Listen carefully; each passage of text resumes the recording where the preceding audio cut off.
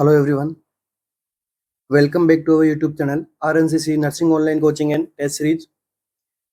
तो आज की क्लास अपनी अगेन एक एमसीक्यू सेशन रहने वाला है जो टारगेट रहेगा एसजीपीजीआई के लिए, साथ ही साथ में पीजीआई के लिए भी ये इम्पोर्टेंट है क्योंकि पीजीआई का एग्जाम भी अब नियर बाई है। तो टॉपिक्स हम वही चूज कर रहे हैं जो दोनों के लिए इम्पोर्टेंट हो। क्लास शुरू करने से पहले सभी को बताना चाहता हूँ हमारी स्पेशल टेस्ट सीरीज रन करवाई जा रही है जो अभी करंटली एसजीपीजीआई के लिए चल रही है।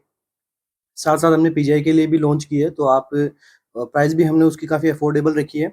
जो भी स्टूडेंट हैं और टेस्ट सीरीज वगैरह जो कंटिन्यू कंडक्ट करते हैं, टेस्ट सीरीज काफ़ी इंपॉर्टेंट होती है। जितनी थियरी इंपॉर्टेंट होती है उतनी टेस्ट सीरीज इंपॉर्टेंट होती है, ताकि उससे आपका एक तो नेगेटिव मार्किंग पे कंट्रोल होता है, साथ साथ में आपका किस तरीके से क्वेश्चन को अप्रोच करना चाहिए वो भी आप सीखते हो उसके अंदर। तो टेस्ट सीरीज भी काफ़ी मस्त है, तो प्राइस भी हमने उसकी काफ़ी अफोर्डेबल रखी है, तो आप कंसिडर कर सकते हो। तो शुरू करते हैं आज की अपनी क्लास को। तो क्वेश्चन है हमारे पास में, intermittent claudication is a sign of. Intermittent claudication क्या होता है और ये किसका साइन है? तो कौन सी कंडीशन में हमें दिखाई देता है साइन? आर्टेरियल ऑक्लूसिव डिजीज में, मायोकार्डियल इंफ्रैक्शन में, नर्व इंजरी में, या फिर पेरिफेरल न्यूरोपैथी में? कौन सी कंडीशन में इंटरमिटेंट क्लाउडिकेशन हमें दिखाई देता है?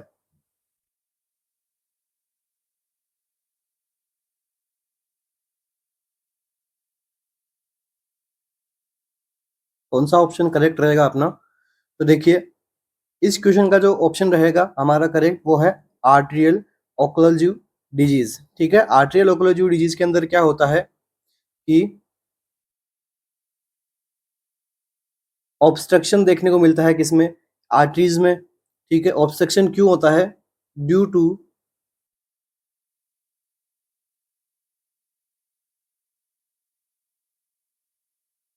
To narrowing of arteries, it lead decrease blood supply to muscles and tissue. अब जब मसल्स एंड टिश्यू में ब्लड सप्लाई डिक्रीज रहेगी तो क्या देखने को मिलेगा यहाँ पे?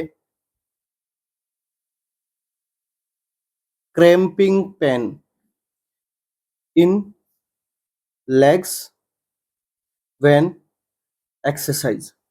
एक्सरसाइज बोल दो या फिर वर्क के टाइम पे क्या होगा? पेशेंट को क्रैम्पिंग पेन फील होगा। कहाँ पे? लेग्स में। इसे ही हम क्या बोलते हैं? इंटरमिटेंट क्लाउडिकेशन। ठीक है, तो इंटरमिटेंट क्लाउडिकेशन का क्या मतलब होता है? Due to arterial occlusion. यहाँ पे हमें क्या जब हम एक्सरसाइज करते हैं या फिर हमें वर्क करते हैं तो हमें क्या होता है? क्रैम्पिंग पेन फील होता है किसमें? लेग्स के अंदर। तो ये क्या होता है? इंटरमिटेंट क्लाउडिकेशन। और क्या क्या होता है इंटरमिटेंट क्लाउडिकेशन में? एक तो देखिए, पेन होता है, इसके साथ में इचिंग होता है। ठीक है, नेक्स्ट पेन जो होता है वो कैसा होता है? Burning pain. ठीक है, बर्निंग पेन इन लेग्स। तो ये कैरेक्टरिस्टिक्स किसके हैं? इंटरमिटेंट क्लाउडिकेशन के। इसके बाद में देखिए यहाँ पे क्या है? Nerve injury. कोई प्रकार की नर्व इंजरी होने के बाद में वहाँ के जो पैरालिसिस वगैरह हो जाता है, या फिर नर्व इंजरी की वजह से पेन होता है नर्व में कंप्रेशन की वजह से। Peripheral neuropathy. न्यूरोपैथी में भी क्या प्रॉपर तरीके से वो ब्लड सर्कुलेशन वगैरह नहीं होना, उसकी वजह से वहाँ पे नर्व जो वेसल्स वगैरह वो भी वहाँ पे डिस्टर्ब हो जाना पेरिफेरल एरिया में। ये किसमें होता है मोस्ट कॉमन?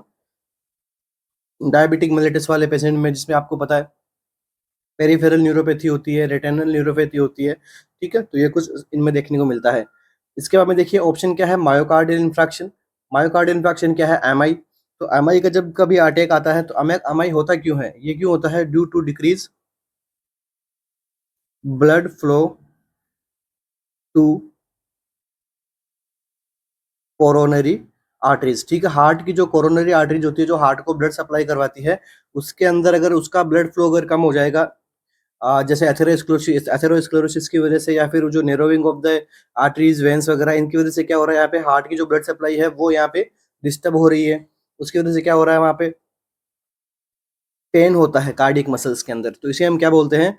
Myocardial infraction. इसे हम क्या बोलते हैं? MI attack. ठीक है, तो इस क्वेश्चन का हमारा आंसर क्या हो जाएगा? Option number 1, arterial occlusive disease. Arterial occlusive disease के अंदर हम पढ़ते हैं वो रेनाउड डिजीज पढ़ते हैं, इसके अंदर अपन बर्जर डिजीज पढ़ते हैं इसके अंदर अपन। ठीक है, नेक्स्ट एमसीक्यू हमारा, in a patient who is taking high dose of acetaminophen, in a patient, एक पेशेंट है वो क्या कर रहा है, हाई डोज ले रहा है कब, किसकी, एसिटामिनोफेन की, और ए प्रोलॉन्ग पीरियड से वो हाई डोज ले रहा है, the parameter to be monitor regularly is. तो जब हम एसिटामिनोफेन लेते हैं कोई पेशेंट को, तो इसके लिए हमें क्या पैरामीटर मॉनिटर करना चाहिए, कौन सा पैरामीटर जो है उसको हम क्या करेंगे, मॉनिटर करते हैं। ऑप्शन ए क्या है, prothrombin time, B GI irritation, C liver function, D kidney function. जब कभी हम एसिटामिनोफेन लेते हैं या फिर प्रोलॉन्ग यूज करते हैं, तो उसके लिए हमें क्या रेगुलरली मॉनिटर कराना चाहिए। तो देखिए एसिटामिनोफेन क्या काम करता है, ये एक एनाल्जेसिक और एंटीपायरेटिक नेचर का होता है ये ड्रग, ठीक है। तो ये क्या करता है,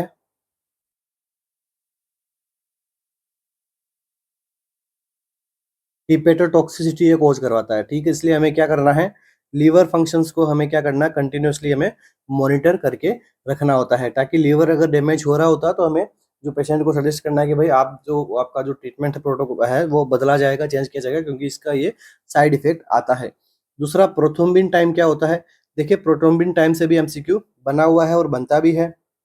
तो प्रोथ्रोम्बिन टाइम क्या होता है, सिंपल लैंग्वेज में समझते हैं अपन, हाउ लॉन्ग इट टेक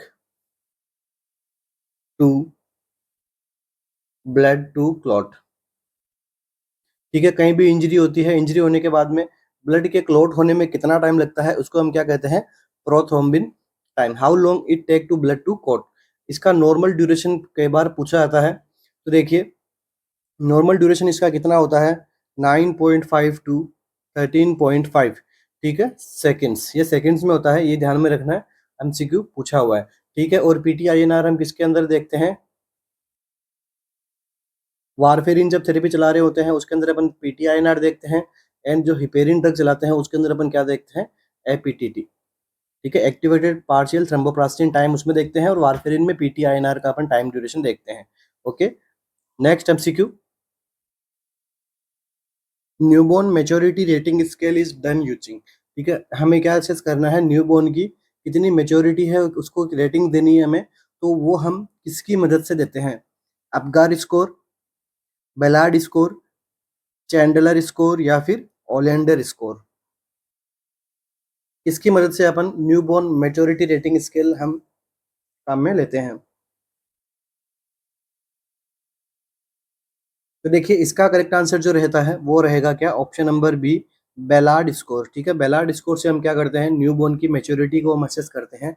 साथ साथ में अपन क्या असेस कर सकते हैं, इसी को क्या बोलते हैं, assess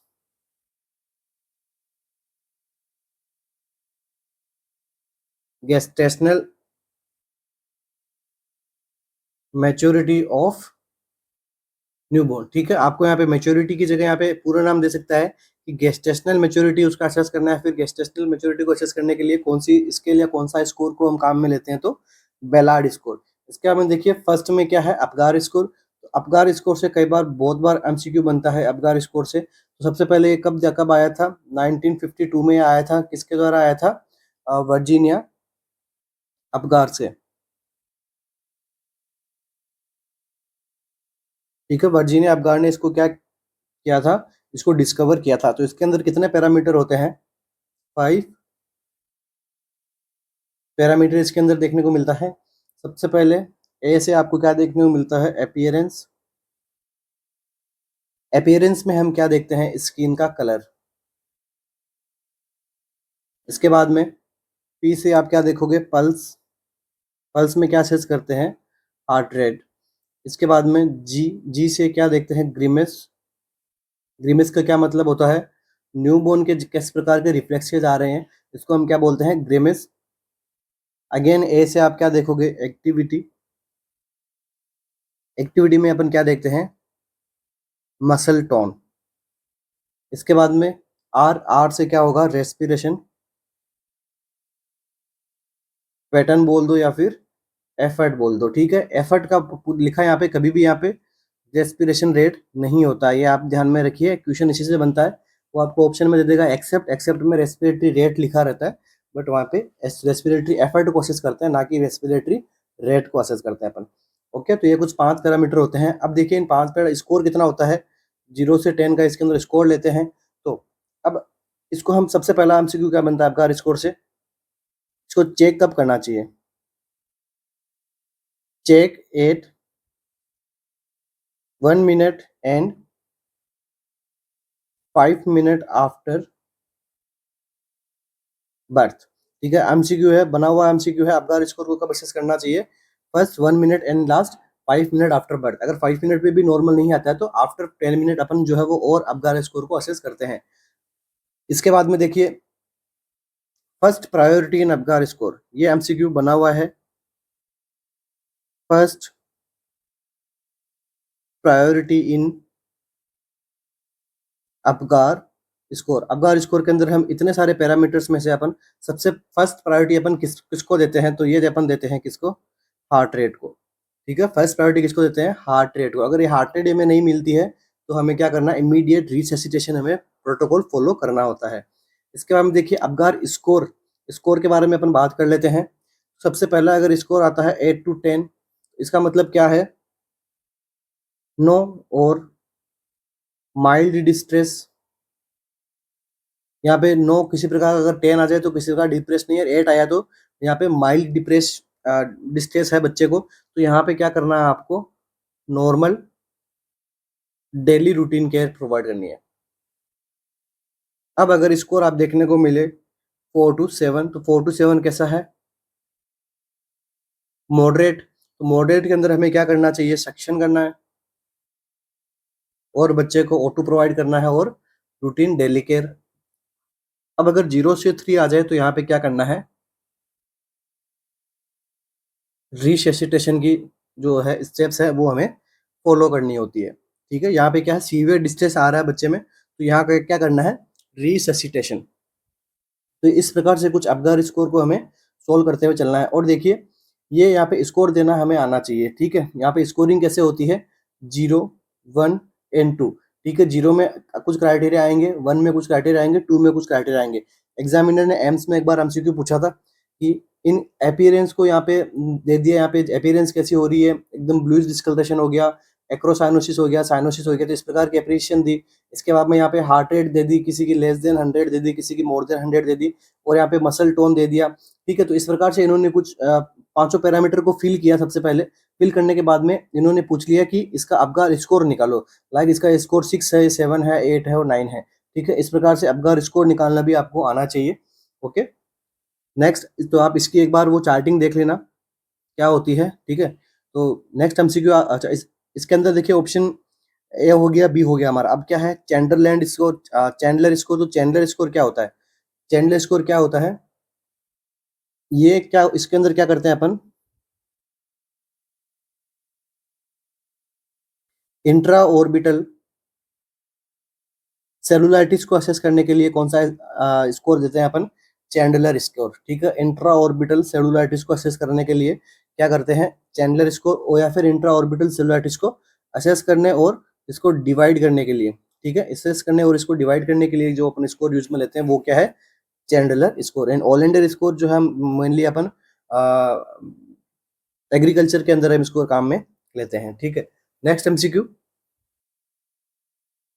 the group at the increase risk of herpes zoster. herpes zoster virus की कौन सा ग्रुप है, वो क्या है, रिस्क उसकी इंक्रीज है, मतलब नीचे दिए ऑप्शंस में से कौन से ग्रुप को herpes जोस्टर वायरस होने की रिस्क इंक्रीज है। इन्फेंट विथ कंजेनाइटल इन्फेक्शन, एक इन्फेंट है और उसको क्या है, कंजेनाइटल इन्फेक्शन वगैरह हो रखा है, उसको रिस्क ज्यादा है। या फिर पर्सन एट एडवांस स्टेज वाले पर्सन को, या फिर पेशेंट विथ एटोपिक डर्मेटाइटिस, या फिर प्रेग्नेंट वुमेन, इसको यहाँ पे रिस्क है वो ज्यादा है।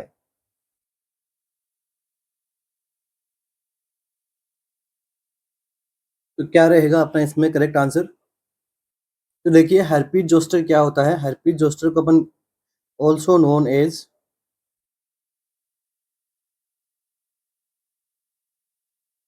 सिगल्स। ठीक है, herpes जोस्टर को अपन क्या बोलते हैं, सिगल्स भी अपन इसको कहते हैं। ठीक है, अब इसका क्या कॉजेटिव एजेंट के बारे में एमसीक्यू बनता है। सबसे पहला एमसीक्यू क्या है, सिगल्स किसको कहते हैं? हर्पीज जोस्टर को। पॉजिटिव एजेंट, पॉजिटिव एजेंट क्या है? Varicella zoster. ठीक है, वेरिसेला जोस्टर क्या है? Positive agent. इसके बाद में देखिए नेक्स्ट एमसीक्यू क्या बनता है हर्पीज जोस्टर से। हर्पीज जोस्टर क्या करता है? It is a infection of nerve cell near to the skin. ठीक है, हर्पीज जोस्टर में क्या होता है? स्किन के अंदर जो नर्व सेल्स होती है उनके अंदर यहाँ पे मोस्ट कॉमनली यहाँ पे इन्फेक्शन देखने को मिलता है, जिसकी वजह से जो पेशेंट होता है उसके अंदर क्या होता है? पेनफुल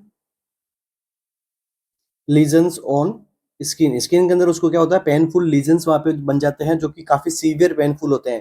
ठीक है, हर्पीज जोस्टर के अंदर। ठीक है, रेशेज वगैरह बन जाते हैं।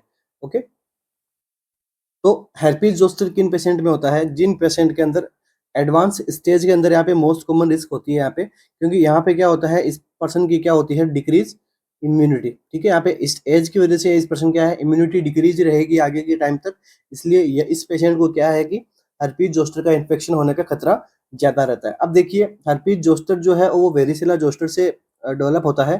तो देखिए वेरिसेला से कौन सा जो है वो डिजीज कंडीशन देखने को मिलती है? यहीं पे याद हो जाएगा आपको, चिकन पॉक्स। ठीक है, वेरिसेला से किसका हो जाएगा? Chicken pox. और वेरिसेला जोस्टर से क्या हो जाएगा यहाँ पे? Herpes zoster. ठीक है, तो ये दोनों एक ही कैटेगरी के वायरसेस हैं, तो आपको ध्यान में रखना ये क्या है? वायरस है, बैक्टीरिया नहीं है। तो आप कोई भी ऑप्शन में बैक्टीरिया अगर आए पूछे आपसे किस प्रकार का है तो बैक्टीरिया नहीं करके आएंगे। अब देखिए इसके अंदर अपन ड्रग अपन क्या देंगे? वायरल है तो अपन क्या देंगे? एंटीवायरल ड्रग देंगे। तो कौन सी दे देंगे?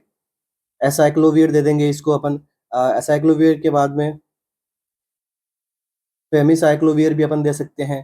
ठीक है, जिसके पीछे VIR लगे, तो ये अपन याद रखने के लिए अपन बता रहे हैं, जिसके पीछे VIR आता है तो वो क्या है? एक प्रकार की एंटी वायरल ड्रग है। अब इससे देखिए कुछ कॉम्प्लिकेशंस होती हैं। कॉम्प्लिकेशन से एक बार MCQ बना था हर्पीज जोस्टर की कॉम्प्लिकेशन से, जो MCQ आपसे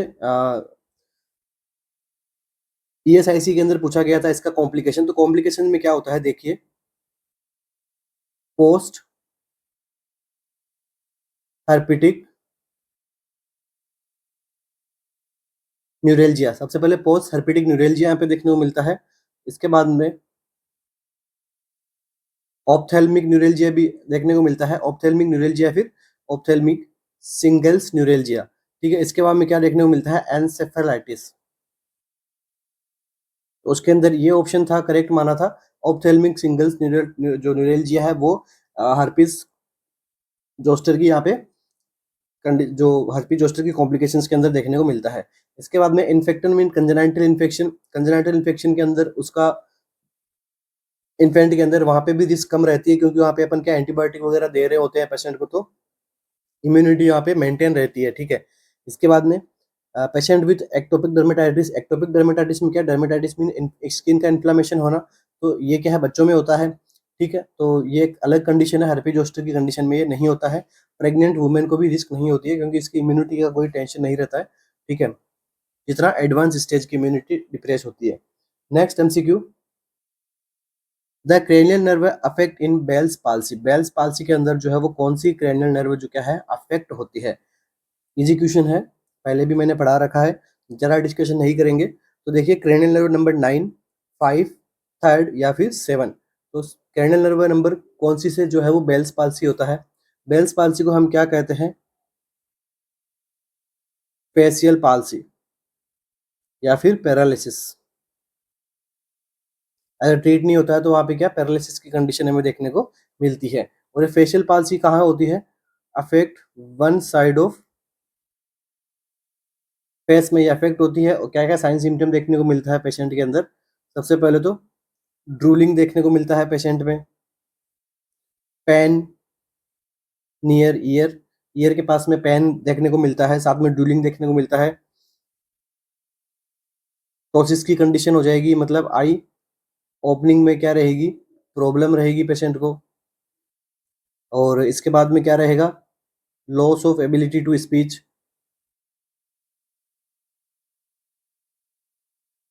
एंड लॉस ऑफ टेस्ट।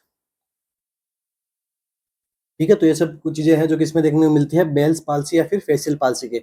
अब क्वेश्चन अपने पास में क्या है, अफेक्ट कौन सी नर्व होती है इसके अंदर, तो क्रैनियल नर्व नंबर 7 जो है वो, ठीक है, वो क्या होती है इसके अंदर, अफेक्ट होती है।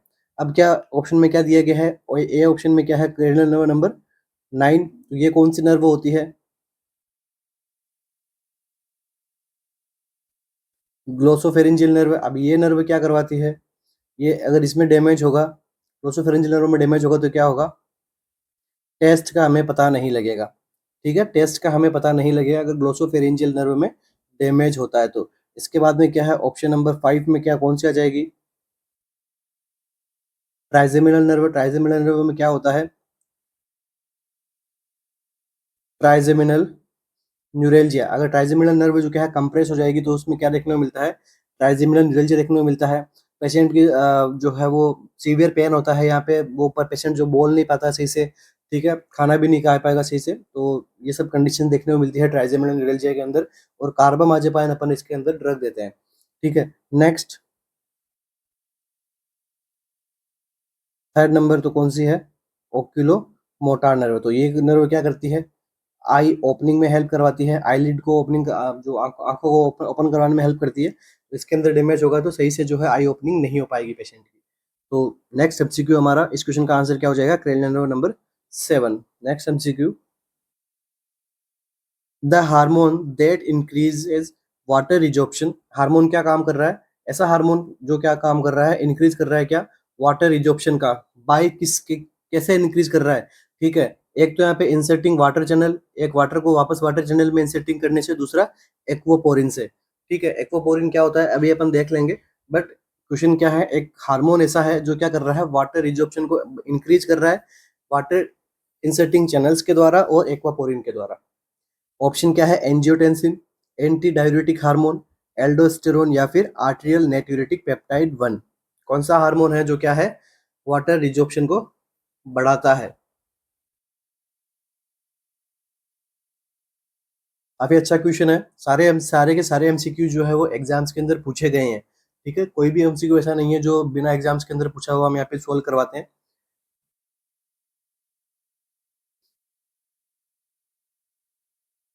तो देखिए इसके अंदर क्या होता है, कौन सा ऑप्शन हमारा करेक्ट रहेगा, ऑप्शन नंबर बी।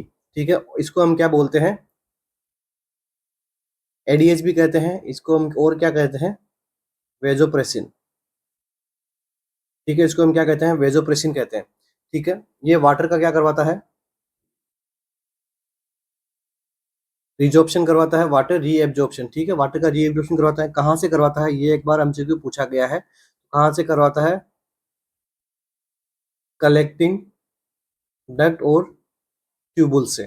ठीक है, नेफ्रॉन के अंदर जो कलेक्टिंग डक्ट्स होती है, ट्यूबुल्स होती है, वहां से क्या करवाता है, ये वाटर का रीएब्जॉर्प्शन करवाता है किडनी में। ठीक है, इसके बाद में ये कहाँ से बनता है,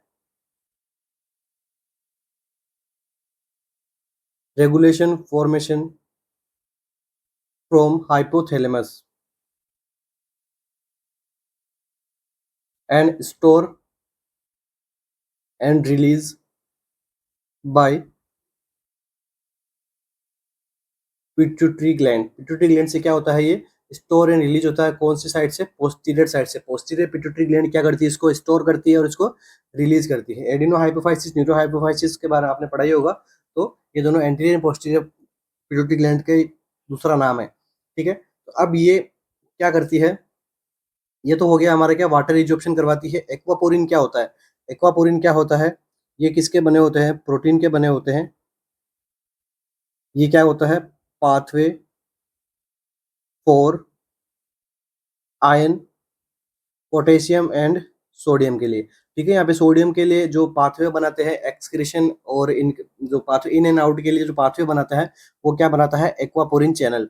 ठीक है, तो ये किसके बने होते हैं, प्रोटीन के बने होते हैं। ये क्या करते हैं, प्रिवेंट करते हैं, इसके लिए सोडियम को बाहर निकलने से ये प्रिवेंट करते हैं। ठीक है, ये पाथवे होता है जिसमें sodium potassium in and out होता है, तो इसके अंदर ये सोडियम पोटेशियम को प्रिवेंट करते हैं बाहर जाने से। ये क्या कर स्टोर, ये भी स्टोरेशन के अंदर ही काम में आता है। ठीक है, बट मेनली किसके लिए काम करता है, ये सोडियम के लिए। क्यों, आपको पता है एडी एंटी डाययूरेटिक हार्मोन क्या करता है, सोडियम एंड वाटर का रीएब्जॉर्प्शन करवाने में हेल्प करता है। सोडियम कभी भी अकेला रीएब्जॉर्प्शन नहीं होता है, सोडियम के साथ में हमेशा वाटर का रीएब्जॉर्प्शन भी होता है। ठीक है, तो सोडियम समझने के लिए, सोडियम समानुपाती किसके है? वाटर के, ठीक है।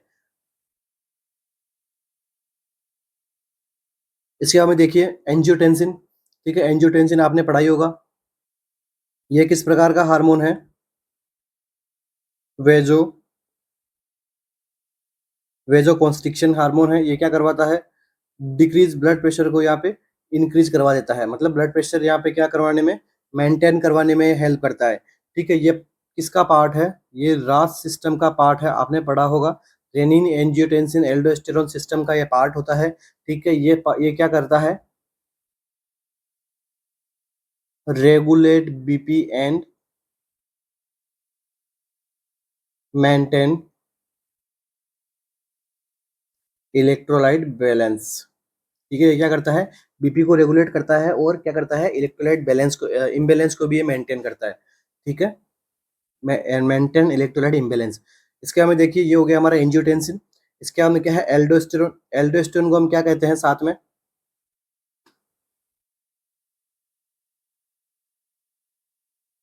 मिनरलोकॉर्टिकॉइड्स, ठीक है। एल्डोस्टेरोन को क्या कहते हैं? मिनरलोकॉर्टिकॉइड्स। ये मेनली क्या काम करते हैं? सोडियम एंड वाटर को रीएब्जॉर्प्शन करवाने में काम आते हैं, ठीक है। सोडियम एंड वाटर के रीएब्जॉर्प्शन करवाने में काम आता है, ओके। तो मेनली किसके लिए काम आता है? ये सोडियम के रीएब्जॉर्प्शन के, नॉट वाटर, बट सोडियम के साथ में हमेशा वाटर का रीएब्जॉर्प्शन होता है, इसलिए सोडियम एंड वाटर को दोनों को ही रीएब्जॉर्ब करवाता है, ठीक है। नेक्स्ट एमसीक्यू क्या बनता है? प्रोड्यूस बाय एल्डोस्टेरोन कहाँ से बनता है? एड्रिनल कॉर्टेक्स से, ठीक है। एड्रिनल कॉर्टेक्स से क्या बनता है? एल्डोस्टेरोन, ठीक है। इससे और क्या क्या बनता है? Glucocorticoid, mineralocorticoid and sex hormones है, वो किससे बनते हैं? एड्रिनल कॉर्टेक्स से। और एड्रिनल मेडुला से क्या बनता है?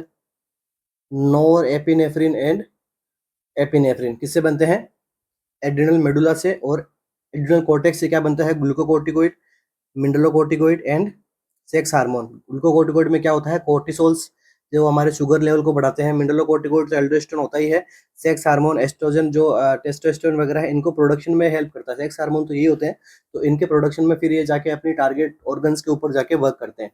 जैसे पिट्यूटरी ग्लैंड, जैसे टीएसएस का स्टिमुलेशन करती है, फिर जाके थायराइड ग्लैंड पे एक्ट करता है, तो ऐसी सेक्स हार्मोन वगैरह यहाँ से इनको स्टिमुलेशन मिलता है। इसके बाद में क्या है? आर्ट्रियल नेट्रियोटिक पेप्टाइड, ये भी काफी इंपॉर्टेंट है। ये कहाँ से बनता है? सीक्रेटेड बाय कार्डियक मसल्स, ठीक है। कार्डियक मसल से क्या होता है? सीक्रेट होता है। और इसका वर्क क्या है? रिलीज सोडियम फ्रॉम बॉडी, ठीक है। तो अभी देखिए एक कॉन्सेप्ट मैं आपके लिए बनाता हूँ। क्या कॉन्सेप्ट है? एडीएच एंड एल्डोस्टेरोन एएनपी, ठीक है। जब एएनपी का लेवल बढ़ेगा तो क्या होगा? सोडियम का लेवल डिक्रीज होगा, और जब इन दोनों का लेवल बढ़ेगा तो क्या करेंगे? सोडियम के लेवल को बढ़ा देंगे, ठीक है। तो आपके ध्यान में रखने के लिए है, आप याद कर सकते हो, क्योंकि ये बाकी क्या कर रहा है? सोडियम का एक्सक्रीशन करवाता है एएनपी, और ये एल्डोस्टेरोन एडीएस में क्या होता है? सोडियम का भी रिटेंशन देखने को मिलता है बॉडी के अंदर। एल्डोस्टेरोन में तो बेसिकली मेनली रिटेंशन मिलता ही है, ठीक है। नेक्स्ट एमसीक्यू हमारा, following is true regard to pregnancy induce hypertension. नीचे दिए गए ऑप्शंस है वो एक ट्रू है, किसके लिए? प्रेगनेंसी इंड्यूस हाइपरटेंशन, जो प्रेगनेंसी के अंदर जो हाइपरटेंशन हो रहा है प्रेगनेंसी की वजह से, उसके लिए। It is also called gestational hypertension, ये एक गेस्टेशनल हाइपरटेंशन भी कहते हैं। There is raised BP before 20 week of gestation, यहाँ पे बीपी का बढ़ना 20 वीक के पहले गेस्टेशन में, वो पीआईएच का मतलब है। या फिर visual disturbance are always present, या फिर प्रोटीनूरिया इज यूजुअली प्रेजेंट। तो कौन सा ऑप्शन है वो करेक्ट है हमारे गेस्ट प्रेगनेंसी इंड्यूस हाइपरटेंशन के लिए?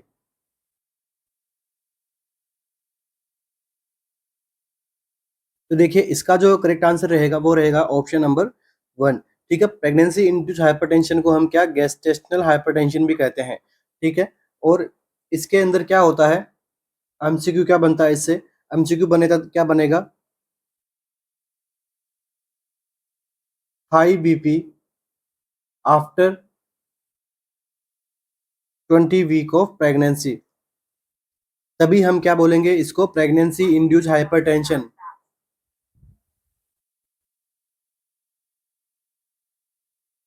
इसके हमें देखिए, अगर यहाँ पे रिजोल्व कब होती है ये चीज, ठीक है, अगर हाई प्रेगनेंसी की वजह से ये हो रही है तो मतलब कब होगी, सबसे पहले तो आफ्टर 20 वीक ऑफ गेस्टेशन। और अब ये रिजोल्व कब हो जाएगी, after resolve after delivery. After delivery के बाद में ऑटोमेटिकली ये क्या हो जाएगी, हाइपरटेंशन की कंडीशन यहाँ पे रिजोल्व हो जाएगी, ट्रीट हो जाएगी। बट अगर ये कंडीशन कब देखने को मिले, there is rise BP before 20 week of gestation, अगर 20 वीक के पहले भी ये प्रेजेंट है तो क्या इसका क्या मतलब हो सकता है, क्रोनिक हाइपरटेंशन हो उस फीमेल को, पहले से ही क्या हो, उसको क्रोनिकली हाइपरटेंशन चल रहा हो, तो ये क्या है बिफोर 20 वीक के पहले भी यहाँ पे देखने को मिल सकती है। और देखिए, अगर गेस्टेशनल हाइपरटेंशन को टाइम पे ट्रीट नहीं किया, या फिर ये इसकी कॉम्प्लिकेशन क्या हो सकती है, प्री एक्लेम्सिया एंड एक्लेम्सिया, ये दोनों चीजें जो है वो किसकी कॉम्प्लिकेशन में आ जाएगी, प्रेगनेंसी इंड्यूस्ड हाइपरटेंशन की, तो क्या पीआईएच की कॉम्प्लिकेशन के अंदर। अब नीचे देखिए ऑप्शंस देखिए, विजुअल डिस्टर्बेंस ऑलवेज प्रेजेंट, ये किस में प्रेजेंट होता है, प्री एक्लेम्सिया में। प्रोटीनूरिया ऑलवेज प्रेजेंट किस में होता है, एक्लेम्सिया के अंदर। प्री एक्लेम्सिया के अंदर प्रोटीनूरिया भी होता है। इन दोनों चीजों के अंदर, इन दोनों के अंदर ही क्या होता है, विजुअल एक्सचेंज होता है, डिस्टर्बेंस होता है, साथ साथ में प्रोटीनूरिया होता है, साथ साथ में क्या होता है, और क्या होता है, एडिमा। ठीक है, बट एक्लेम्सिया के अंदर ऐसा क्या होता है कि इसको अलग से नाम दिया गया, एक्लेम्सिया बताया गया, तो इसके अंदर क्या होता है, कन्वर्जेंस साथ में आते हैं, इन तीनों चीजों के साथ में कन्वर्जेंस भी ऐड होता है। ठीक है, तो ये दोनों जो कंडीशन है, प्री एक्लेम्सिया एक्लेम्सिया, ये पढ़ा रखा है मैंने प्रीवियस एमसीक्यू क्लासेस के अंदर एसजीपीजीआई की। ठीक है, और आरएमएल की क्लासेस के अंदर मैंने पढ़ाया है। तो हमारा इस क्वेश्चन का आंसर क्या हो जाएगा, option number A, it is also called gestational hypertension. Next MCQ, according to Maslow's hierarchy need to be well thought of by on self, इसके अंदर क्या गया, according to Maslow hierarchy need, तो Maslow hierarchy ने जो model दिया था उसके अंदर क्या देखने को मिल रहा है यहाँ पे, किसी पर्सन में to be well thought of by on self, वो खुद के बारे में अच्छा थॉट कर रहा है। ठीक है, खुद के बारे में वो अच्छा बता रहा है कि हाँ मैं अभी खुद पे प्राउड फील कर रहा हूँ, अभी मैंने कुछ अच्छा कमा लिया है जीवन में। तो अगर उसको पर्सन को ऐसे वाले थॉट आ रहे हैं, as well as by others come under, ठीक है, तो ये कौन सा नीड है उसका। ठीक है, यहाँ पे क्या पूछा गया, नीड के बारे में पूछा गया, ऐसी नीड जिसके अंदर उसको ये फील हो कि हाँ अभी उसके साथ में अच्छा हो रहा है, वो खुद पे प्राइड फील कर रहा है। ठीक है, ऑन सेल्फ मतलब खुद के बारे में, तो ये कौन सी नीड है, सेल्फ अवेयरनेस नीड है ये, या फिर फिजियोलॉजिकल नीड है, या फिर सिक्योरिटी एंड सेफ्टी की नीड है, या फिर सेल्फ एस्टीम नीड है।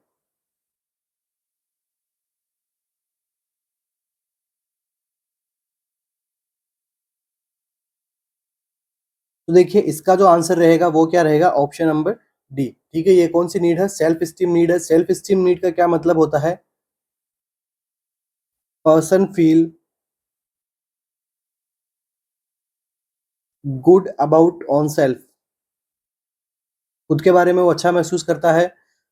टू फील प्राइड, खुद के बारे में वो प्राइड फील करता है यहाँ पे। और यहाँ पे अपन एक वर्ड में अपन इस बात को समझना चाहे तो समझ सकते हैं, सेंस ऑफ अकम्प्लिशमेंट, उसने कुछ जीवन में कुछ पाया है तो उसके बारे में वो सेंस कर रहा है। ठीक है, ऑन सेल्फ, यहाँ पे वर्ड को आप ध्यान में रखिए, क्या पूछा गया, ऑन सेल्फ, तो उसके बारे में यहाँ पे कौन सा आंसर करेक्ट होगा, ऑप्शन नंबर बी, मतलब ये क्या है, उसकी सेल्फ एस्टीम है। इसके हमें देख लिया, अभी अपन बात कर लेते हैं मास्लो हायरार्की का मॉडल होता कैसे है। सबसे नीचे कौन सा नीड आता है, फिजियोलॉजिकल नीड्स। फिजियोलॉजिकल नीड्स के बाद में इसके ऊपर कौन सा आता है, सेफ्टी। सेफ्टी के बाद में कौन सा नीड आता है, लव एंड बिलोंगिंग। इसके बाद में कौन सा नीड आता है, सेल्फ एस्टीम। इसके ऊपर सबसे लास्ट में ऊपर कौन सा आता है, सेल्फ एक्चुअलाइजेशन। तो इस प्रकार का हमारा एक मॉडल बन के तैयार हो जाता है, इसको हम क्या कहते हैं, मास्लोज हिरार्ची मॉडल। ठीक है, हिरार्ची है एक क्रम के अंदर ये मॉडल बताया, इसलिए एक प्रकार क्या है, हिरार्की मॉडल है। ठीक है, अब देखिए इसके अंदर ये क्या है, हाईएस्ट लेवल, ये क्या है, लोवेस्ट लेवल, ठीक है। एमसीक्यू क्या बनता है, एमसीक्यू इसी से बनता है, मास्लो हिरार्ची का हाईएस्ट लेवल कौन सा है, मास्लो हिरार्ची का लोवेस्ट लेवल कौन सा है। ये तो हो गया लेवल पे एमसीक्यू। इसके बाद में देखिए least priority and highest priority, ठीक है। अब एमसीक्यू का क्या बनेगा, mass according to Maslow hierarchy model least priority कौन सा है, जो कौन सा है हाईएस्ट लेवल का है वही कौन सा है लीस्ट प्रायोरिटी है, और जो लोवेस्ट लेवल का है वही कौन सा है हाईएस्ट लेवल का। क्योंकि फिजियोलॉजिकल नीड्स के अंदर क्या आते हैं, रोटी कपड़ा मकान, ठीक है। मतलब क्या आ गया इसके अंदर, फूड, फूड के बाद में अपना जैसे एयर, वाटर, ये क्या है हमारी फिजियोलॉजिकल नीड्स है, तो ये सबसे ज्यादा हाई रहेगी, ठीक है। इसलिए इसको क्या है सबसे नीचे रखा गया है। सबसे नीचे वाला कॉलम याद कर लेना कि सबसे ज्यादा बड़ा होता है, बड़ा होता है मीन्स हाईएस्ट यहाँ पे प्रायोरिटी उसी की है। इसके बाद में क्या है सेफ्टी, सेफ्टी में अपन क्या देखते हैं सिक्योरिटी, ठीक है। लाइफ की सिक्योरिटी देखते हैं अपन इसके अंदर, ठीक है। फिजियोलॉजिकल नीड के बाद में क्या सबसे सबसे ज्यादा जरूरी क्या है सेफ्टी। जब पर्सन के पास में फिजियोलॉजिकल नीड फुलफिल हो रही होगी और सिक्योरिटी भी होगी, तो फिर वो क्या करेगा, मेरा भी परिवार बने, ठीक है। तो फिर वो अपने वो जो लवनेस है, वो उसके जो बिलोंगिंगनेस है, उसके जो रिश्तेदार है, वो उनके बारे में सबके बारे में सोचता है। उसके बाद में परिवार बन गया, परिवार बनने के बाद में वो देखता है कि उसने जीवन भर में क्या कमाया, ठीक है। नहीं सॉरी, उसने खुद पे वो क्या फील करता है, ठीक है। सेल्फ स्टीम, सेल्फ स्टीम का अभी हमने पढ़ा था सेंस ऑफ अकम्प्लिशमेंट, उसने क्या अचीव किया लाइफ टाइम में। उसके बाद में लास्ट में वो क्या फील करता है कि मैंने जो जीवन में किया है, क्या मैंने सब कुछ ऐसे अचीव कर लिया है, लाइक उसको अपना जो फुल पोटेंशियल असेस करता है कि मैंने जीवन में मेरा सारा कुछ लगा दिया है, क्या कुछ छूट गया पीछे, मतलब सेल्फ एक्चुअलाइजेशन करता है खुद के बारे में, वो रियलाइजेशन करता है। वो किस में आता है, सेल्फ एक्चुअलाइजेशन। तो ये होता है हमारा क्या, मास्लो हिरार्ची मॉडल। इससे 4 एमसीक्यू बनते हैं, और ये आप ध्यान में रखना, साथ साथ में मास्लो हिरार्ची का मॉडल भी आपको पता होना चाहिए, ठीक है। तो इसके बाद में कई बार इसको एक करेक्ट मैनर के अंदर भी पूछते हैं कि इसको सही से बना के बताइए, ठीक है। मास्लो हिरार्ची का करेक्ट मॉडल क्या है, lowest need to highest need, या फिर प्रायोरिटी के अकॉर्डिंग, या फिर लेवल के अकॉर्डिंग। तो ये सब चीजें आती है। Next MCQ, the Adam's apple is formed by, Adam's apple जो है वो किसके द्वारा बना होता है। Option A cricoid cartilage, thyroid cartilage, epiglottis, या फिर हायोइड बोन। इसके बारे में पूछा आपसे, एडम्स एप्पल, एडम्स एप्पल किससे बना होता है, थायराइड कार्टिलेज से, ठीक है। क्रिकोइड कार्टिलेज कहाँ होता है, surrounding to the trachea, trachea के सराउंडिंग होता है, but below thyroid cartilage, thyroid cartilage के नीचे, बट ट्रेकिया के सराउंडिंग कौन सा प्रेजेंट रहता है, क्रिकोइड कार्टिलेज। इसके बाद में देखिए एपिग्लोटिस, एपिग्लोटिस क्या है, एक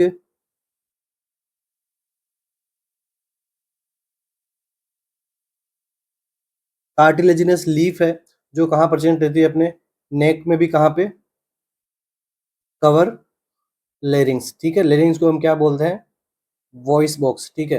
तो लेरिंग्स पे कवर करती है, जब अपन फूड को स्वेलोविंग करते हैं, इंगल्फ करते हैं, तो यहाँ पे क्या लेरिंग्स को कवर करती है ये, ताकि जो फूड है वो जो लंग्स के अंदर ना चला जाए, प्रिवेंट करती है। तो ये किसका काम है, एपिग्लोटिस।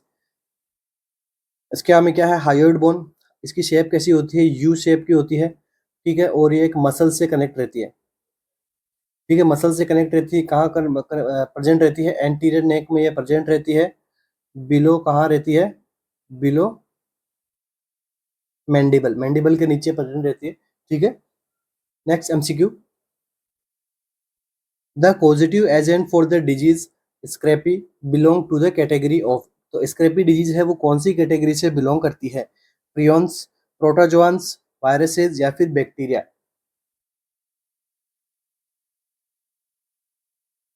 कौन सा आंसर करेक्ट होगा स्क्रैपी की डिजीज के बारे में। देखिए स्क्रैपी डिजीज कैसी डिजीज होती है, एक प्रकार की ये न्यूरो न्यूरो डिजेनरेटिव डिजीज के अंदर आता है क्या, स्क्रैपी। तो स्क्रैपी के अंदर क्या होता है, न्यूरो डिजेनरेटिव डिजीज होती है, बट किसकी होती है, गोट एंड शीप जो होती है, भेड़ें जो होती है, बकरियां जो होती है, उनके अंदर ये होती है, ठीक है। इस प्रकार के क्वेश्चन भी पूछा हुआ एमसीक्यू है, एम्स में भी पूछा हुआ एमसीक्यू है, और ईएसआईसी के अंदर भी ये क्वेश्चन पूछा हुआ है, ठीक है। तो देखिए कुछ एग्जामिनर जो होते हैं ऐसे क्वेश्चंस भी पूछते हैं, ठीक है। तो अगर मैं भी पूछा हुआ एमसीक्यू है, इसलिए इसको वापस डिस्कस करवा रहा हूँ, मैं भी आगे पूछा जाए, ठीक है। तो ये कौन से एजेंट, इसके अंदर कौन सा पॉजिटिव एजेंट होता है, इसके अंदर होता है ऑप्शन हमारा क्या करेक्ट, प्रियंस, ठीक है। प्रियंस एक इन्फेक्शियस एजेंट है, जो क्या रिस्पॉन्सिबल करता है, स्क्रैपी। ठीक है, स्क्रैपिंग ये जो शीप एंड गोट के अंदर क्या होता है, इसकी वजह से ईचिंग देखने को मिलती है, एक्सेसिव थ्रस्ट देखने को मिलती है इनमें, वीकनेस देखने को मिलती है इनमें, और लास्ट में ये कैसे हो जाते हैं, जो मवेशी कैसे हो जाते हैं, पैरालिसिस में। ठीक है, इसको हम क्या बोलते हैं, स्क्रैपी डिजीज, या फिर इसका पॉजिटिव एजेंट क्या है, प्रियंस। इसके हमें देखिए प्रोटोजोआ। प्रोटोजोआ क्या होता है, सिंगल सेल के बने होते हैं, सिंगल सेल के बने होते हैं। ठीक है, ये प्रोटोजोआ क्या कोज करवाते हैं, मलेरिया। ठीक है, मलेरिया एक प्रोटोजोअल डिजीज है। उसके बाद में वायरसेस एंड बैक्टीरिया का तो आप सभी को पता ही है। तो बैक्टीरिया एंड वायरस दोनों अलग थिंग्स होते हैं। इनके लिए, बैक्टीरिया के लिए एंटीबायोटिक यूज में आती है, वायरस के लिए एंटी वायरल ड्रग्स काम में आती है। ठीक है, next MCQ, the anterior fontanelle closed by. Anterior fontanelle है वो कब क्लोज होता है, बर्थ पे, 2 मंथ ऑफ एज पे, 2 महीने के बच्चे पे, या फिर 2 to 3 month year of age पे, या फिर 9 to 18 मंथ ऑफ एज। ठीक है, एंटीरियर फोंटानेल कब क्लोज होता है, ये आपसे एमसीक्यू पूछा गया है।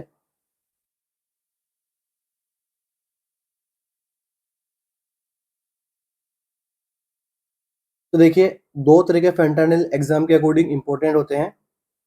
ठीक है, तो इसके अंदर सबसे पहले कौन सा आता है, एंटीरियर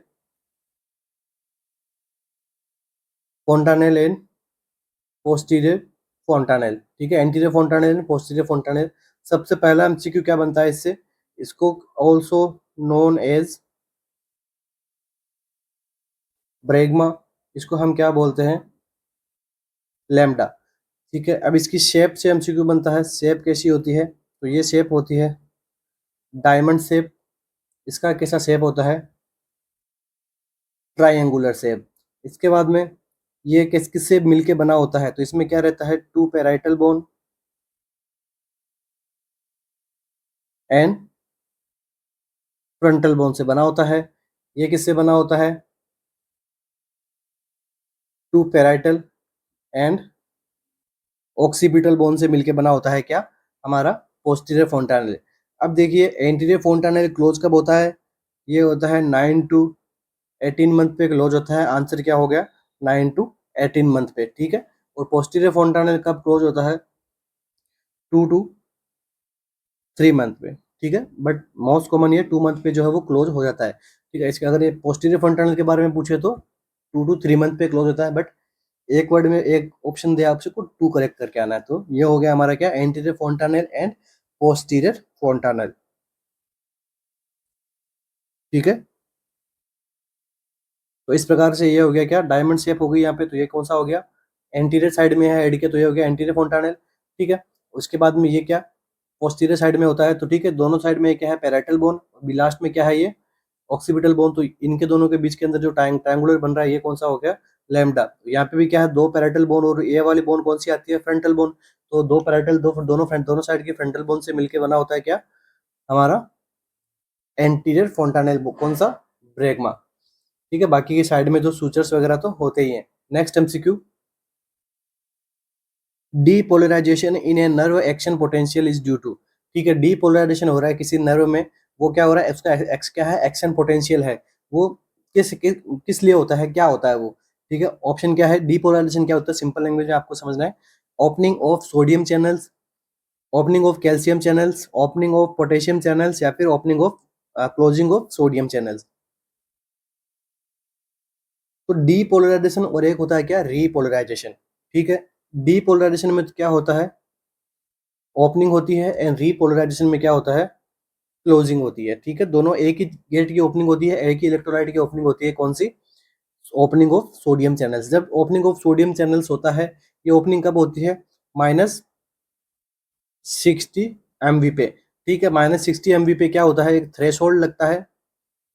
ठीक है, तो थ्रेशोल्ड की वजह से यहाँ पे क्या, इस प्रोसेस को अपन क्या देखते हैं, डीपोलराइजेशन। डीपोलराइजेशन में क्या हो रहा है, ओपनिंग होना सोडियम चैनल्स, मतलब ये एक सेल है, यहाँ पे क्या हो रहा है, एक चैनल बना हुआ है, और जब ये ओपन कब होता है, जब -60 वोल्ट का यहाँ पे जो है वो मिलीवोल्ट का जो लगता है इलेक्ट्रिक सिग्नल्स आते हैं यहाँ पे, तो तब यहाँ चैनल्स क्या होता है, ओपन हो जाता है। चैनल्स ओपन होने की वजह से यहाँ पे जो क्या पड़े हैं, सोडियम पड़े हैं, वो जाए चले जाएंगे किसमें, न्यूरॉन सेल के अंदर। ठीक है, अब ये जब जो नॉर्मल कंडीशन होती है, इसके बाद में ये भी क्या डाउन आते हैं, तो इसको अपन क्या बोलते हैं, रीपोलराइजेशन। रीपोलराइजेशन को अपन क्या बोलते हैं, क्लोजिंग ऑफ सोडियम चैनल्स। तो ये गेट क्या हो जाएंगे, क्लोज हो जाएंगे।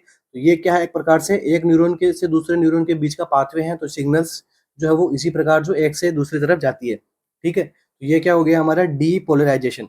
Okay, next MCQ, an affective disorder among the following is, ठीक है। यहीं पे क्वेश्चन बन गया, अफेक्टिव डिसऑर्डर कौन सी है। ऑप्शन क्या है, bipolar disorder, somatoform disorder, schizophrenia या फिर phobic anxiety disorder.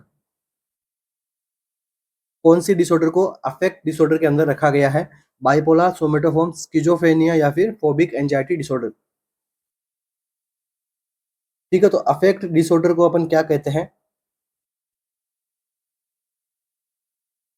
Mood disorder also known as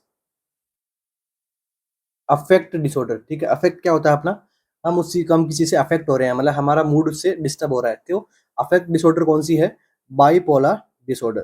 ठीक है, अब देखिए मूड डिसऑर्डर कौन कौन सी होती है, आपको पता ही होगा, मैनिया एंड डिप्रेशन। ठीक है, ऐसे पेशेंट जिनमें दोनों प्रॉब्लम दिखाई देती है, तो वो कौन सी प्रॉब्लम हो गई, बाइपोलर डिसऑर्डर। ठीक है, बाइपोलर डिसऑर्डर में क्या होता है, मैनिया भी होता है, डिप्रेशन भी होता है। तो ये इस प्रकार के कुछ एपिसोड होते हैं जो बाइपोलर डिसऑर्डर के अंदर देखने को मिलता है। मतलब यहाँ पे ऊपर हो गया, तो ये कौन सा हो गया, मैनिया, ये कौन सा हो गया, डिप्रेशन। वापस कुछ टाइम तक पर्सन ठीक रहता है, वापस यहाँ पे क्या, मैनिया, उसके हमें डिप्रेशन में चला जाएगा। तो ये कौन सी स्टेज आती है, बाइपोलर डिसऑर्डर की। इसके बाद में क्या है, सोमेटोफॉर्म डिसऑर्डर। सोमेटोफॉर्म डिसऑर्डर के अंदर क्या होता है, इसके अंदर मल्टीपल सोमेटिक सिम्टम्स पेशेंट के अंदर देखने को मिलते हैं। सोमेटिक सिम्टम्स क्या होते हैं, ऐसे सिम्टम उसमें अपीयर होना जो कोई फिजिकल एविडेंस नहीं रखते हैं, physical evidence not present. Present क्या होता है इसमें, जो मतलब ऐसे पेशेंट जो साइकोलॉजिकली ऐसे पेशेंट होते हैं जिनके अंदर क्या होते हैं, वो बोलते हैं कि मुझे यहाँ ऐसे हो रहा है, यहाँ ऐसे हो रहा है, यहाँ ऐसे हो रहा है, मतलब उसको क्या हो रहा है, सोमेटिक सिम्टम बोलते हैं अपन। बट उन सिम्टम्स का कोई फिजिकल एविडेंस वहाँ पे नहीं प्रेजेंट रहता है, in absence of physical disorder. वहाँ पे कोई फिजिकल डिसऑर्डर नॉट प्रेजेंट। ठीक है, उसको कोई फिजिकल डिसऑर्डर प्रेजेंट नहीं है, फिर भी वो क्या कर रहा है, उसको सिम्टम्स आते हैं। तो ये कौन सा डिसऑर्डर हो गया, सोमेटोफॉर्म डिसऑर्डर। इसके बाद में क्या बताया गया, सिजोफ्रेनिया। तो सिजोफ्रेनिया किस प्रकार का डिसऑर्डर है, इसके अंदर क्या अफेक्ट होता है, अफेक्ट थॉट अफेक्ट होता है, फीलिंग्स अफेक्ट होता है, बिहेवियर अफेक्ट होता है, पर्सन को हेलुसिनेशन, डिल्यूशन, ये सारी। Like schizophrenia is the most important disease for the MCQs. ठीक है, सिजोफ्रेनिया मैंने पूरा करवा रखा है। ठीक है, आफ्टर आफ्टर एसजीपीजी मैं अगेन सिजोफ्रेनिया से एक एमसीक्यू बनाऊंगा, जो एक सिजोफ्रेनिया से रिलेटेड होगा, उसके अंदर अपन कंप्लीट सिजोफ्रेनिया पढ़ लेंगे। अगर किसी को सिजोफ्रेनिया पढ़ना है तो मेरे प्रीवियस क्लासेस के अंदर मैंने सिजोफ्रेनिया पूरा पढ़ा रखा है, कौन से यूगन ब्लूलर के कौन से 4 साइन होते हैं, कौन से साइन पॉजिटिव साइन होंगे, कौन से साइन नेगेटिव साइंस होंगे, और इनको पॉजिटिव कहा तो क्यों कहा, नेगेटिव कहा तो क्यों कहा, ये सब कुछ। और इसकी ड्रग ऑफ चॉइस के अंदर हेलोपेरिडोल के बाद में एटिपिकल के बाद में टिपिकल, टिपिकल के बाद में कौन कौन से साइड इफेक्ट आते हैं, कौन सी से वेट गेन होता है, ओलेंजापाइन, कौन सी एग्रेनुलोसाइटोसिस करवाती है, ये सारी ड्रग पढ़ा के मैंने। न्यूरोलेप्टिक मैलिग्नेंस सिंड्रोम भी, ये एक्स्ट्रा पिरामिडल सिम्टम्स भी पढ़ाए हैं, उसको कैसे ट्रीट करते हैं, वो सब चीज़। मतलब सिजोफ्रेनिया मैंने कंप्लीट प्रीवियस में पढ़ा रखा है। ठीक है, तो अभी आगे मैं नहीं पढ़ाऊंगा, जब आफ्टर पीजीआई के अंदर सिजोफ्रेनिया पढ़ाऊंगा, क्योंकि पीजीआई में साइकेट्रिक का एमसीक्यूज पूछा जाता है। तो नेक्स्ट है फोबिक एंजाइटी डिसऑर्डर। इसके अंदर क्या होता है, फोबिया और एंजाइटी इन दोनों की कंबाइंड में जो डिसऑर्डर है उसको हम क्या बोलते हैं, फोबिक एंजाइटी डिसऑर्डर। ठीक है, तो इस क्वेश्चन का हमारा आंसर क्या हो गया, अफेक्ट डिसऑर्डर कौन सी है इसके अंदर, तो कौन सी है, बाइपोलर डिसऑर्डर एक प्रकार की अफेक्ट डिसऑर्डर होती है। Next MCQ, the document that give nurse to authority to carry out specific action. एक इस प्रकार का डॉक्यूमेंट जो क्या नर्स को अथॉरिटी देता है कि आप जो है वो स्पेसिफिक एक्शन ले सकते हैं अंडर सर्टेन सर्कमस्टेंसेस। आप कुछ सर्टेन सर्कमस्टेंसेस, कुछ सीमित दायरों में रह के आप क्या कर सकते हो, स्पेसिफिक एक्शन ले सकते हो। ठीक है, पेशेंट के लिए, when a physician is not immediately available.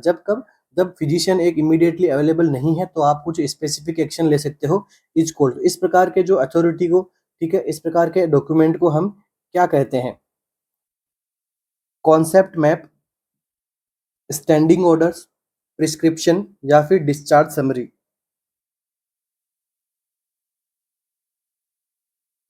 तो देखिए इस क्वेश्चन का आंसर रहेगा, क्या रहेगा, स्टैंडिंग ऑर्डर। स्टैंडिंग ऑर्डर मतलब इमीडिएट, और जो स्पेसिफिक एक्शन इसके अंदर अपन काम में लेते हैं, तो ये ऑर्डर्स बनाए हुए किसके रहते हैं, ये ऑर्डर्स एक मेडिकल प्रैक्टिशनर्स के ही बनाए हुए रहते हैं, जो कि कब काम में आते हैं, जब फिजिशियन अवेलेबल नहीं होता और हमें कुछ रिक्वायरमेंट होती है, पेशेंट की लाइफ थ्रेटनिंग सिचुएशन हो, उसके अंदर हमें कुछ उसको लाइफ बचाने के लिए कुछ करना होता है, उसके लिए स्टैंडिंग ऑर्डर्स बनाए हुए रहते हैं, ठीक है, उस पर्टिकुलर पेशेंट के लिए। इसके हमें कॉन्सेप्ट मैप एक से दूसरे जो कॉन्सेप्चुअल डाटा है उनके अंदर जो कोरिलेशन करने के लिए मैप बनाते हैं, ठीक है, उसको हम क्या बोलते हैं, कॉन्सेप्ट मैप, ताकि एक दूसरे से कॉन्सेप्ट से लिंक हो सके। इसके में प्रिस्क्रिप्शन आप सभी को पता ही है, जो मेडिकल जो डॉक्टर्स वगैरह होते हैं वो ड्रग प्रिस्क्राइब करते हैं। दूसरा क्या होता है, डिस्चार्ज समरी। डिस्चार्ज समरी क्या है, एक प्रकार का क्या है, डॉक्यूमेंट है। डॉक्यूमेंट भी कौन से प्रकार का, कम्युनिकेटिंग डॉक्यूमेंट है, जो एक पर्सन से दूसरे पर्सन के, मतलब एक हॉस्पिटल से दूसरे हॉस्पिटल के अंदर आप जाते हो आफ्टर डिस्चार्ज, तो उस हॉस्पिटल के बीच में और प्रीवियस हॉस्पिटल के बीच में क्या है, कम्युनिकेशन का एक लिंक है, वो क्या है, डिस्चार्ज समरी। कि उसके अंदर डिस्चार्ज समरी में क्या होता है, पेशेंट को क्या प्रॉब्लम थी, कब पेशेंट आया था, किस प्रकार से पेशेंट का ट्रीटमेंट किया था, कौन कौन से डायग्नोसिस किए थे, कब पेशेंट गया था, पेशेंट डिस्चार्ज के ऊपर हमने उसको क्या क्या एडवाइस की थी, क्या मेडिकेशन हमने उसको डिस्चार्ज के टाइम पे दी थी। तो ये सारी चीजें जो है वो किसमें आती है, डिस्चार्ज समरी के अंदर हमें देखने को मिलती है। ओके, आई होप आपको क्लास अच्छी लगी हो। इसी के साथ आज की अपनी क्लास को कंप्लीट करेंगे। आशा करता हूँ कि आपको वीडियो अच्छा लगा हो। डाउट्स अगर हो आपके क्लास से रिगार्डिंग, तो आप जरूर कमेंट कीजिए, तो हम उसको वहाँ पे सोल्व करने की कोशिश करेंगे। हमारी टेस्ट सीरीज रन करवाई जा रही है, ध्यान में रखिएगा। उसके अंदर भी हम इससे भी काफ़ी बेहतरीन क्वेश्चन वहाँ पे पुट ऑन कर रहे हैं। तो टेस्ट सीरीज के साथ साथ में आपको सॉरी, थ्योरी के साथ साथ में टेस्ट सीरीज भी काफ़ी इंपॉर्टेंट होती है, ताकि उससे आप अपना सेल्फ एनालिसिस कर पाओगे। आपको अगर थ्योरी कितनी भी याद हो, बट आपको टेस्ट में क्वेश्चन अप्रोच करने का तरीका नहीं पता है, तो आप आते हुए क्वेश्चंस भी आप रॉन्ग कर दोगे, ठीक है। तो आप खुद से आप सोल्व कीजिए क्वेश्चन, या फिर आप टेस्ट सीरीज भी आप कंसिडर कर सकते हो। तो अभी हमने एसजीपीजीआई के लिए चला रखी है, पीजीआई के लिए भी अभी हम स्टार्ट कर रहे हैं, तो जो कि हमारे ऑफिशियल आरएनसीसी के ऑफिशियल प्लेटफॉर्म पे आपको जो गूगल प्ले स्टोर से आपको मिल जाएगा, डाउनलोड कर सकते हो आप। तो वहाँ पे आप हम आपको प्रोवाइड करवा रहे हैं। तो थैंक यू सो मच बने रहने के लिए। Wish you all the best. Thank you so much.